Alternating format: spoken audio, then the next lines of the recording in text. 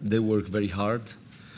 They work very hard, and we have a game on Saturday. We had a difficult one last Saturday for a number of reasons, and we can say that Chelsea maybe are in the second week of pre-season, but I can tell you that players of that quality,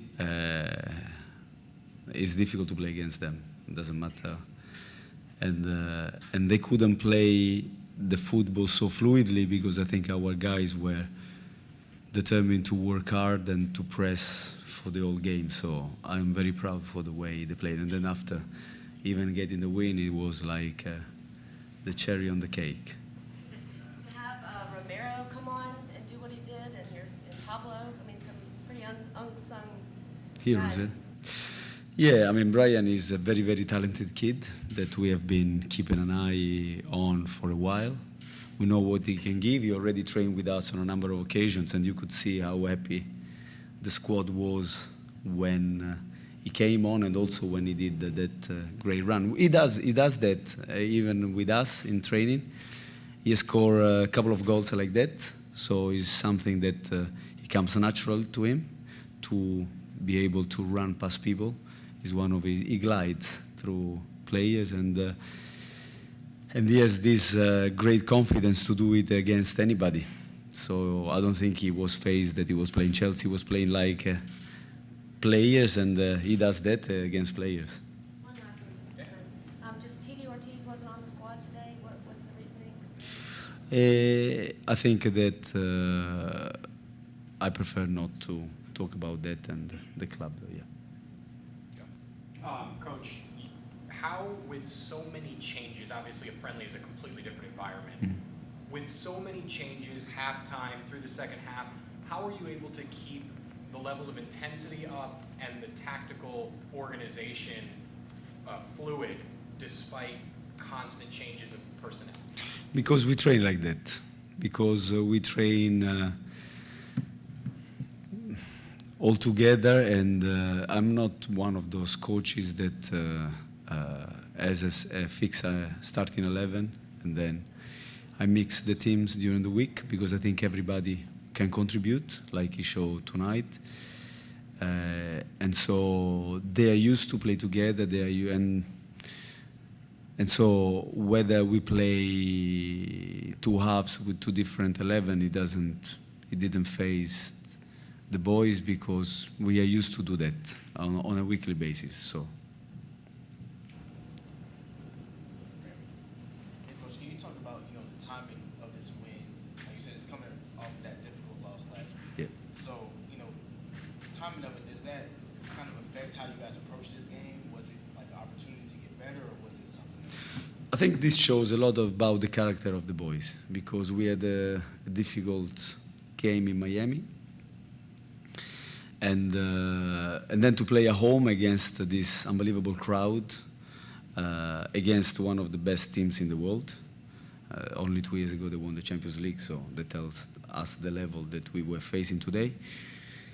And so it takes a lot of heart, it takes a lot of courage, it takes a lot of resilience to go on the pitch and to try to play the way the boys did, because as you can see today, as soon as you make a mistake in your pressing, they go. And is Sterling going, is Kennedy going, is Havertz or is Mount, or in the first half, Batshuayi or Hudson-Odoi, Pulisic. So whenever you make a mistake, and to keep doing it for 90 minutes against them, knowing that if you make a mistake, you're going to be punished, it takes a lot of courage, it takes a lot of character, and the boys show that today, and I hope they take a lot of confidence out of that, because we have many important games to play in MLS, and we need to go and approach them with the same resilience that we did today.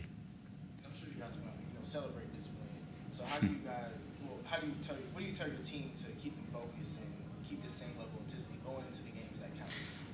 We work on certain things this week. It's taking us a little bit of time, just as I said in the past, to put a different way of playing football, because, as I said many times, each coach has got his own flavor on how to do things. And I think the expectation, of course, there are expectations about us, but you have to give the boys a little bit of time because they show that they are trying to assimilate what I and the staff ask them to do. They do it with a lot of enthusiasm every day, with a lot of energy. And so we have to keep, now we have to enjoy tonight because it's right. They earn the right to really enjoy tonight. But then from tomorrow, we have to be focused on the next game on Saturday, which is going to be a difficult game as well. Scott, and then Nick, lastly. Brian Romero, does he act 16 years old when he's playing?